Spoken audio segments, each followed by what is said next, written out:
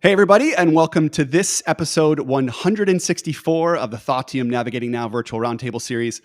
I am your host, Anthony Ewing, CEO, co-founder here at Thoughtium, and I am joined by my esteemed and my beloved Thoughtium leadership team for this episode 164, where we, in a very special way, take a look back at what made Thoughtium in 2023.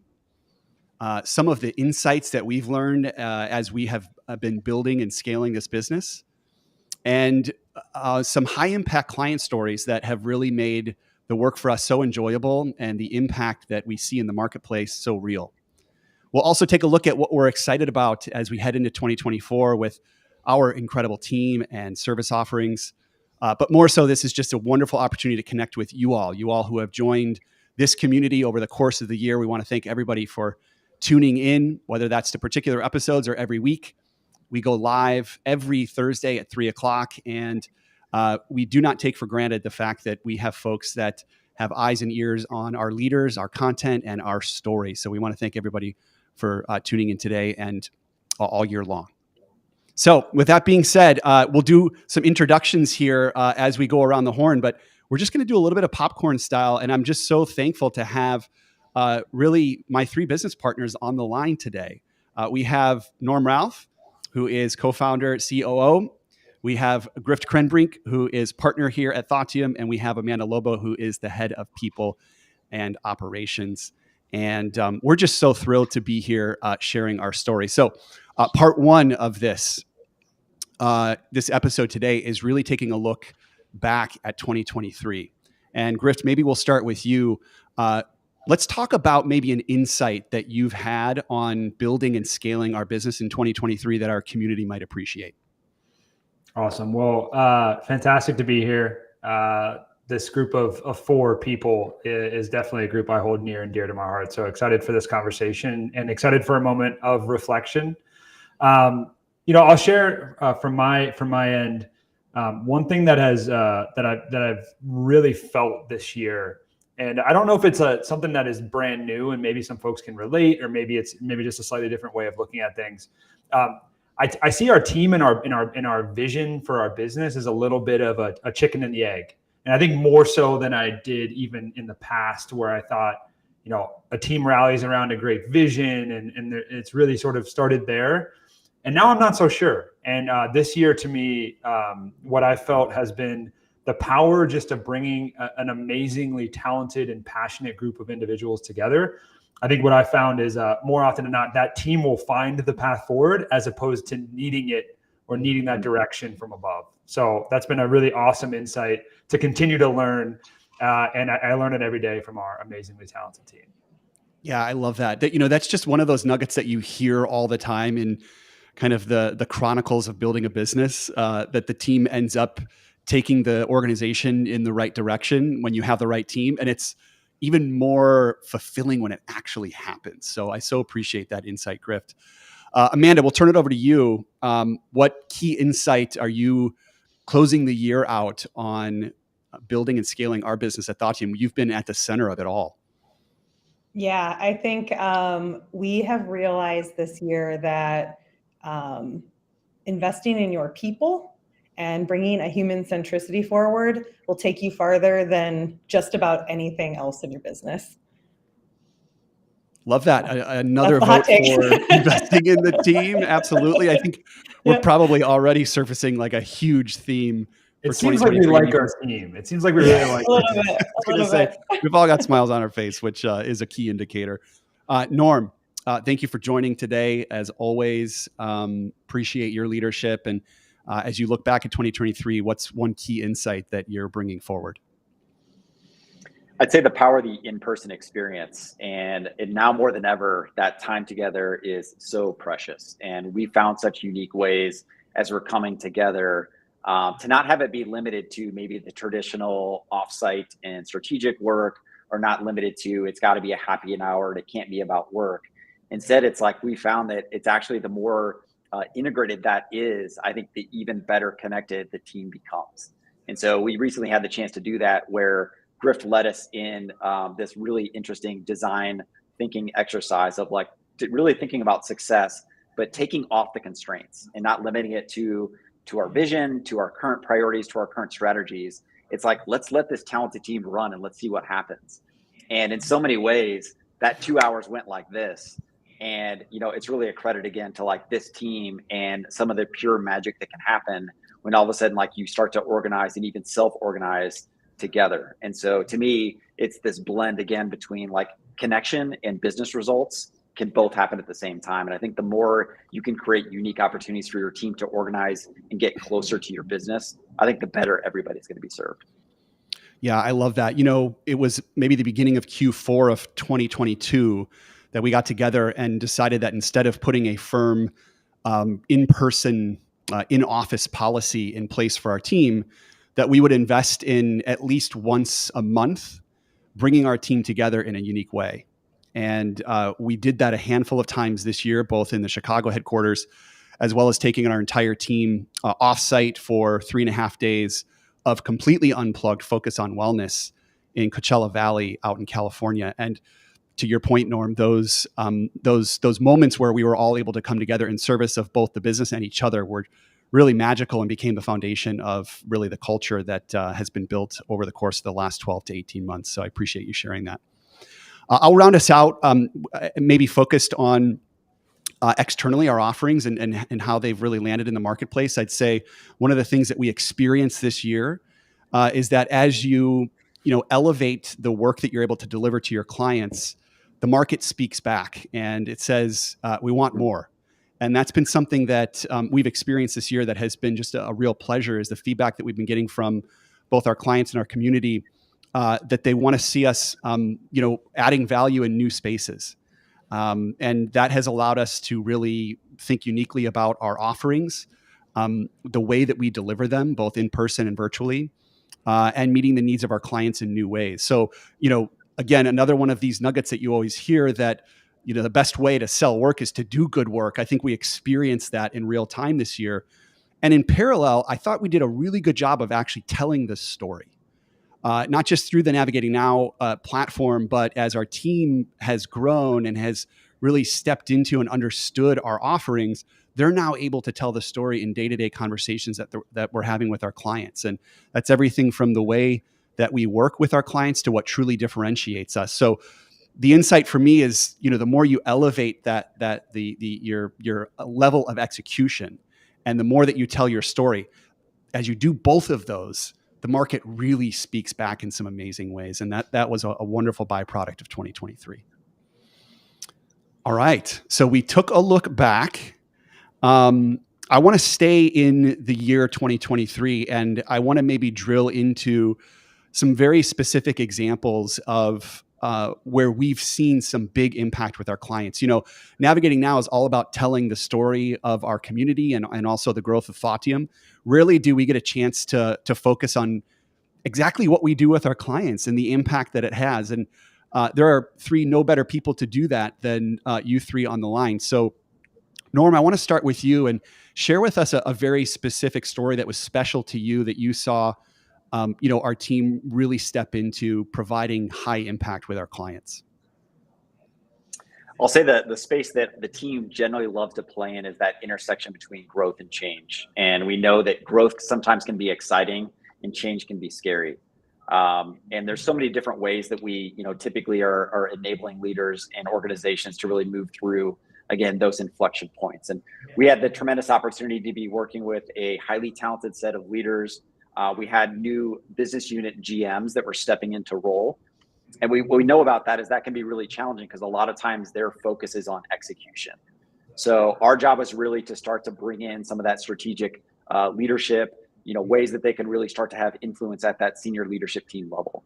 What I loved is we came in and the initial ask was a learning experience, which is stuff that we love to do. We really started to design, again, the program and what that guided experience was going to look like. And right away, they acknowledged what they needed was something that was a bit more tangible and even more specific to them building out strategic plans. And what I love about our team is we saw that as a real creative opportunity to bring the best of what we do, which again is in the learning, design, and experience space, but it's also in the consulting and the output space. And so we were able to blend this really nice guided process to allow these leaders to come together to build out their unique strategic plans for their business unit, but also gain the confidence of what is it like to really be the CEO of that business unit, and to have even bigger confidence to put forward their perspective as we stepped into an offsite. And the two biggest byproducts were, one, they had a ton of fun. And they said within the second or third week, this is the most amount of time they had spent all year together. And what we know to be true is that team across the business units sometimes isn't built. They're oftentimes focused on what's right ahead. And again, they're having a great time doing it. And then second is, this really did become the platform where all of a sudden, instead of being on the receiving end of direction, they were helping set the direction. They also embraced some of the conflict and debate that maybe you wouldn't have seen before, because they either were too new in role, or maybe the environment wasn't quite set up for them to do that. So again, like, we were super proud of, one, the point of impact that we saw with this group of leaders really rising to the occasion. And I would say, two, internally within our team, there was such creative work with the urgency and the pressure that was on, and we were able to deliver, and we had a lot of fun doing it as well.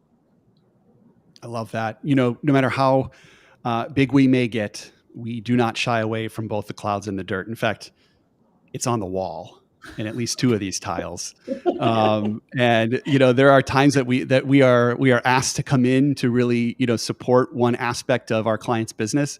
We uncover opportunities to get a little bit deeper and a little bit closer to their business and provide even more value, and we don't shy away. So I love that story.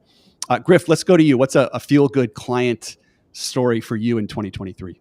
Yeah, well, appreciate the one you shared. I think having a hand in that, the feelings of that, the fun of that is so real and such an important part of what we do. Because if it's not fun, why do we even do it?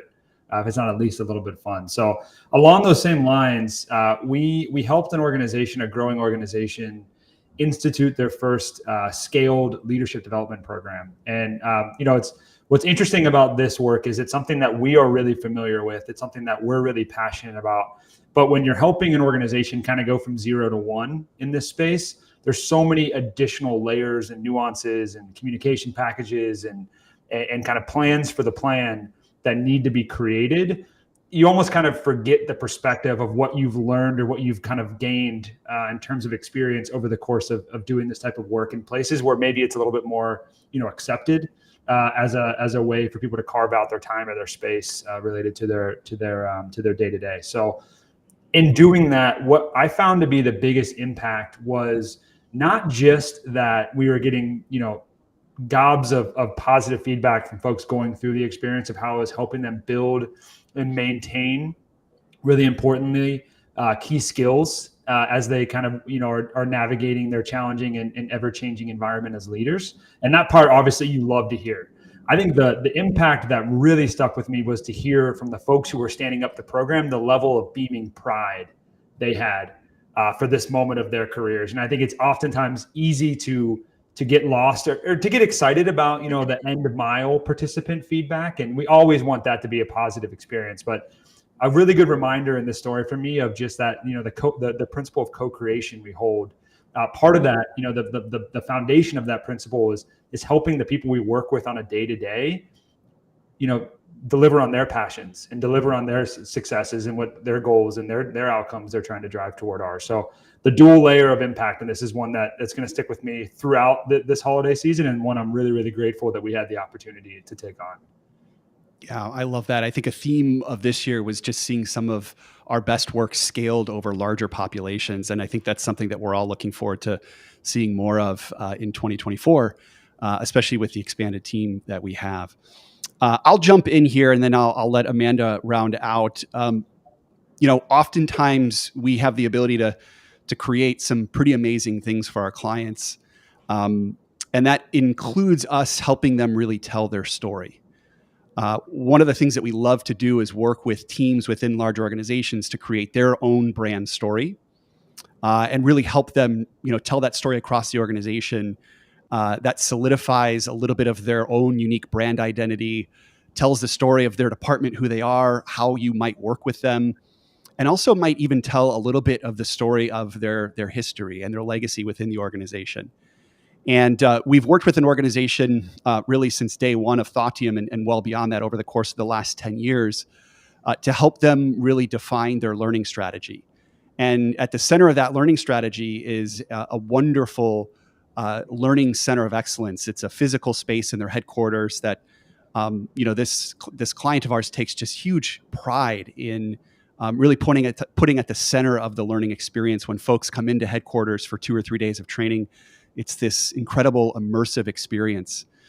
And one of the things that we've been able to do over the course of the last few years is ensure that their strategy, particularly their mission and vision, is reflective of the types of learning experiences that they're delivering in this physical space. They came to us this year and said, hey, we'd like to refresh our mission and vision as part of your strategic blueprint process. We were so glad to do that. They had a long-standing vision statement over the course of the last 10 years that they felt they'd like to update to represent a more global organization. And we not only helped them reframe their vision statement, which became this new brand identity for this team, but we went in and helped them refresh their physical space. And we did that in some really unique ways. First and foremost, we really splashed their learning space with this new brand so that people could see and feel the ethos of what this group was trying to accomplish. And secondly, we were able to bring forward really the legacy of a leader that had once led this organization and passed away. His name was Chuck Pearson. He was an incredible mentor of mine and a leader in the biopharmaceutical space. And we were able to work with our client to bring his legacy and his name forward in some really meaningful ways. This is the opportunity that we have oftentimes to really go full circle with our clients, where we're able to come in and help them create some incredible content. And then we're able to help them imagine what is an amazing way you can really tell this story and take into consideration some of the most meaningful and sentimental components to who you are as a team. We've been honored to do that. We've been honored to continue to breathe life into the great history and legacy of Chuck Pearson. And for me, that was a highlight of 2023. So some incredible stories here on the different types of work that we're doing with our clients. We definitely encourage you all to reach out to us if you'd like to learn more about our offerings, what we do, and how we do it. But speaking of how we do it, Amanda, I want to turn it over to you as you hear all of these high impact client stories. I'm curious, as we've built this team to enable this work, what are some of the key ingredients to the team's success and how we're able to deliver with such impact? Again, you're at the center of the growth of our team and the development of our team. What have been the key ingredients? Yeah. So I'll maybe pull back the curtain a little bit on what our business looked like in Q1. So the four of us are sitting down and we're realizing we have a bursting portfolio. And we're realizing it's time to grow and expand our crew, right? And with that, it's not just, okay, we're going to bring on a couple new resources and that's it. There was real intentionality about how we brought people in. So we refreshed our recruiting process. We refreshed and elevated our onboarding process. Bringing in more people meant we were elevating people leaders. So meaningfully investing in those leaders so they had what they needed to come in and succeed and be great people managers. So the first half of the year was really about getting the right people in the right place. And this whole second half of the year has been focused on what we've been calling codifying what great looks like. Okay, so that's been going deeper with our behavior assessment. We use Type Coach. It's been developing a longer term career planning perspective. It's been intentional upskilling. So if you really zoom out, there's just been a real focus. I keep using the word intentionality around the investments we've made in our team. And that's really what's allowed them to step into this work in such a meaningful way. And you've all shared your experience being in the client work. I have a different vantage point. I'm not in the client work. Thoughtium is my client, if you will. I get to see the impact though. I get to see the emails and the LinkedIn messages and the posts on LinkedIn of the value that our team brings. And I can say I would trust this team to do anything. I would hire you guys to do anything. I think this team just does such remarkable work. We obviously hire really great people, but there's real intentionality about how and who and why and the type of environment we're creating here. So. Yeah. Well, first and foremost, we want to thank you for standing at the center of a growing team and continuing to bring forward and prioritize and even challenge us to ensure that these key ingredients are at the center of what we're doing. You know, one of the biggest transitions I think that we've made over the course of the last year, as we've kind of stepped into a team first environment, culture, and even business model, is that in so many cases we've had to make the tough decision to prioritize, you know, what's best for the team in service of our clients.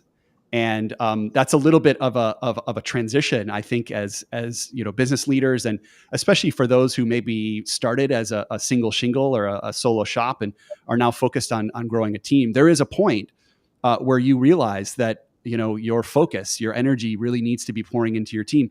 And then you also realize that that is the best thing that you could be doing, because we saw just such an incredible, to use your term, upskilling of our entire team this year in service of our client work, which has allowed our client work to get bigger. It's allowed us to take bigger swings. It's allowed us to deliver with more excellence. So just so appreciate everything that you do for us. We are a very happy client of yours. Thank you.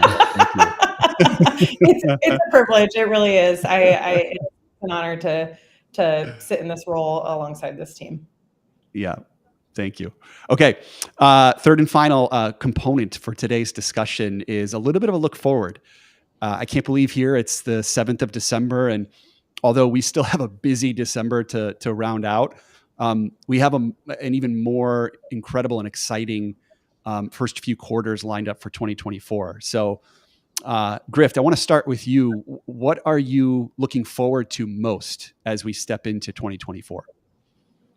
Oh man, can I say everything? Please. Sure. Well, no. So as the sun sets, metaphorically on 2024 and physically on me in this room right now, what I would say I'm most excited for is, I think that we've learned in a really deep way the core essence of a lot of the work we do, like why we're good at it. And I'm really excited to invest in those tenets of why we're so good at the things we do. Because I think the more focused we are in that space, it opens up what you might call a little bit more extra room for like the R&D and L&D. So how do we continue to push ourselves on this great foundation of what we do today so well? But we know the world's going to continue to change, and what people are going to be asking of us as a partner of theirs is going to continue to shift and evolve. So we want to come with a point of view, but we also want to continue to be in that growth mindset, in that curiosity stance as much as we can, as it makes sense. And I think that is what I get really excited for, because I think what we've built to this point is very exciting. Where we're going, and again, coming back to our team, what our team is going to empower this organization to become, that is what truly excites me, not just for 2024, but for 2025 and beyond. I love that. Amanda, how about you? Next year, what are you looking forward to? Yeah, I think it's expanding this team a little bit, which is always exciting in my seat. Continuing to pour into the team that we have. We've got such an exciting business today and going forward, and I'm excited to see everybody just to really step in and continue to see those unlocks happening. And a lot of our people have really entered really exciting seasons of their lives, and I'm excited to see them doing that in parallel to this wonderful business that we're building. Love that. Again, all about the team. Norm, over to you. As you look at 2024, what are you most excited about? I'll say there's really two things. First is many organizations are struggling with a little bit of the return to office, this new collaboration culture. What does that look like, et cetera? And there's so many pieces that I would say we learned here internally that we can continue to share and champion and enable other organizations to step into. What does that mean for them? And so when I think about the creativity that comes with like celebrating what was, taking some of the ingredients maybe of what it was like 10 years ago to be in office to some of the benefits to virtual only, but what does it look like to really build an environment where individuals can thrive and you can do your best work and not feel like it's a have to come into the office, not a have to be together, but it's something you really look forward to and you truly can do your best work. And so I know it's a space that we love to do both in terms of designing experiences, but also in the physical space. It doesn't need to be limited to, the cubicles and the offices that we remember from the past, but what are the unique ways that we might be collaborating and creating and designing in the future? So I'm excited for that. And then second is maybe just to round out for our team. I'm really excited as we've got such a talented team that's getting very close to our business and is leading in new and unique and elevated ways. I'm excited to step back and see what's possible. I think for all of us here on the line, sometimes it can be easy to feel like you have to have the answers. We've got to set the direction, et cetera. I said to Amanda jokingly, I'm like, I responsibly want to step back and see like what happens when the team is really leading us. And I think in so many ways that's going to happen in 24. So again, really thrilled to see where we're going to take and what's possible in the upcoming year. Yeah, I love that. I think themes that I'm hearing are, there seems to be this kind of untethering, if you will, of our business in terms of the way that we serve our clients is becoming a lot more expansive. Norm, to your point, how we're interfacing with our community and our clients is becoming a lot less dependent on specific modalities. And Grift, to your point, just continuing to light up and expand this wonderful team is a foreshadowing of I think going to be an incredible 2024 and beyond. I will also add, I'm super excited to bring more and more creative to our offerings. I think one of the things that I learned in the last 12 to 18 months is that a big differentiator for us has been the way that we've been able to shine light and color on some of our clients' best work. And we do that through really great design and really great creative. We have a wonderful head of creative here and creative designer, visual designer in Molly Sutherland. She is maybe the most behind the scenes, but yet at the forefront of everything that we put in front of our clients.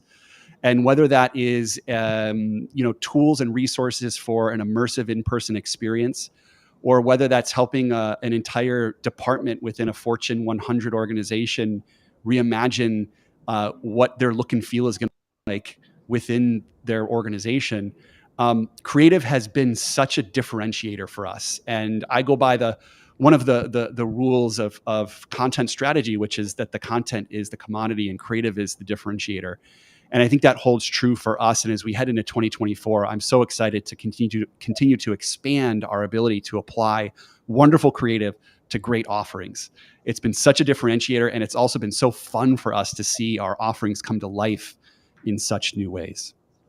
So much to look forward to in 2024. The team is definitely at the center of our conversation today and will be for hopefully years to come. I think we have time for a quick impromptu lightning round. All three of you have been on the facilitating side of this, but maybe not the receiving side of it. So are you all ready? Let's do it. Let's do it. Okay, Let's do it. Cool. Norm, we're going to start with you and we'll go around the horn. Favorite holiday pastime? I would say when my grandpa would be sitting Indian style right in front of the tree passing out gifts, and there was about 40 of us that were in a single room, and there was stadium seating, people were on chairs on the stairs, etc. There's nothing that beats when he just was sitting there grinning ear to ear looking at him as the patriarch of the family. I love that. Like very specific moment. Grift, how about you? Favorite holiday pastime? Oh man, that's a hard one to follow. I would say maybe mine's a bit more kind of general, but I think just like the first weekend where you have all the decorations up and it's really sort of like it just kind of transitions into gratitude season. Like man, we have it pretty good. Life isn't maybe as hard as it seems on a day-to-day basis. So that first weekend where you kind of switch your mindset from, maybe the how do I continue to push myself forward to how can I be really grateful for what I got? Yeah, I love that. Love that season of gratitude. Amanda, favorite holiday pastime? I was going to say decorating, but what I will say is I've spent every single Christmas my whole life in my parents' home. All of us have, even my older brothers. And my mom still somehow makes Santa and Christmas morning so magical. It's the way that she does it is so intentional. It's truly an experience, and I am so grateful for it. And I can't wait to come up with my own versions of that for our family. I love that. I'll go to a very specific moment and I'll make it short. Christmas Eve for us Italians is extremely special. It is my favorite meal of the year. It is labored over and prepared by my incredible mother. I have not missed a single Christmas Eve. And there's a moment when we sit down where everybody takes a collective sigh of relief that the meal is here. The candles are lit. The music is playing. And that is my favorite moment of the year. Okay, Amanda, we're going to go back to you. Who wore the cardigan better, Norm, Anthony, or Grift? Oh, Careful now. You don't have to Pressure answer thought. that. at the risk of exclusion, which is you do not want your director of people and ops being, in exclusion. I'll say you are each rocking it so true to your own style, and I love that. That's great. Norm's buttoned up. Anthony's got the tee. Griff somewhere in the middle. I think you guys are the truest expressions of yourself, even when you're all twinning. Thank you. And you finally have added some color to this drab, 4-box grid. So thank you for your color and your flair as always. Maybe one more. And I love this question because I always learn so much when people answer it. Grift, we'll start with you. What are you reading, watching, listening to that you're really geeking out about today? Reading, watching, listening to. I'm in a little bit of like a rewatch, re-listen phase. I'm going back through some of my old classics, like some of my old podcasts that I got a lot out of, just to see if I can get some new nuggets out of. I think a little bit of, obviously I've gone through a big life transition lately. I had my first child, if anyone, for the folks who don't know, who are listening in. So I think I'm like relearning the things I used to learn, maybe through a new lens. Ooh, I like that. The relearning. Norm, how about you? Still continue to be a big champion of Rich Roll. So for those of you who haven't tuned into him, I mean, he's incredible. I'll say this, most recently, I've also been tuning into a lot around just like endurance and training. I would say over the past few years, I've been often running races or being part of events where I was maybe the guide or the pacer. And I have a sense that next year it's going to be me stepping back into some of my own programming and potentially some endurance races as well. Ooh, okay. Watch out. Little teaser. I started Amanda, the speed work last week, so it's coming. That's great. Reading, watching, listening to, Amanda. So I maybe am in like a little bit of a different season where like development isn't like my number one. I feel like I have a lot going on at home with the little man. I've got a 14-month-old, and so more entertainment has been like what I'm reading, watching, listening to. I recently have gotten very into the New Heights podcast, which is with the Kelsey brothers. And as you guys know, I famously once said like the 99-yard line. So like not a big football person, but now I'm like very into football, and I watched like a whole game and I like kind of knew what was going on. And I was explaining pass interference to my husband. He was like, "You think you know someone?" I guess I am learning, but yeah, I'm finding a lot of joy just in the New Heights podcast. I think they're very entertaining and it's fun. I think one of the coolest things is to like listen to someone talk about something that they're really good at, and listening to them talk about football is pretty fascinating and really enlightening and fun to listen to. Yeah, the lines are definitely blurring between like football and pop culture this year. Yeah, you think? There's really only one person who could make that happen. But I'm not gonna drop that name for more likes and subscribes on this channel. I'll add. I've had the opportunity over the last couple of weeks to watch. Like, I'm really into documentaries recently. And I'll put a plug in for the recent Sylvester Stallone documentary and Arnold Schwarzenegger documentary. Two awesome documentaries. I think they're both on Netflix, but they shine a light on just, how much went into these two characters and actors' craft back in the day. And as big of a fan as I was of like all the Rocky and Rambo movies, I didn't realize just how much went into Sylvester Stallone actually writing those stories and thinking very thoughtfully about how they unfold and the impact that it would have on, people watching it, et cetera. Very, very, very fascinating stuff. I think there's just an incredibly massive amount of like really good documentaries out there today. Okay. Last question. We'll go around the horn. And I'm going to ask you all to think about one thing that you admire most about our company, Thoughtium. And I want you to finish this sentence. If the world were a lot more like Thoughtium, it would be what?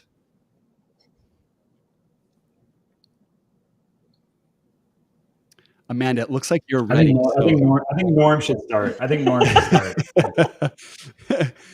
All right, Norm, if the world were a lot more like Thoughtium, it would be what? Maybe this is a hot take. I don't know, because it's coming from me, but I'll say loving. We just got off the line celebrating our dear team member here, Ashani's birthday, and we have such a wonderful celebration of what really makes that person special, and just to see the way the team really shares again those intimate stories, those small reflections and acknowledgments. There's nothing better. And from somebody who grew up with a second grade teacher as a mom, birthdays were always the most special. So I would say for me, like loving really comes to mind. Love that. And Norm is right. Nobody messes with Mary C's birthday wishes. That is for sure. No. That is for sure. Amanda, if the world were a lot more like Thoughtium, it would be what? More connected. Love it. Grift, if the world were a lot more like Thoughtium, it would be what? It would do more things like this. And I don't mean just give 4 people who like to talk to one another microphones. I more so mean doing more things to document the process of growth, because it's always fun to work towards something, but like actually celebrating moments of, when you don't have it all figured out and you're on the process. I think a lot of times we get too disenchanted with like what the future goal is. And maybe we miss a little bit of that extra time to stop and smell the roses. And I think maybe that's what you're feeling from a lot of our answers today. But I think the world should do more things like this, like memorialize your growth, because you're going to want to look back on it someday, and you're going to be really, proud of yourself in many, many ways. Yeah, I think that's just an incredible way to round us out. I am first and foremost so proud of our team's ability to step into such big, meaningful things with our community and our clients.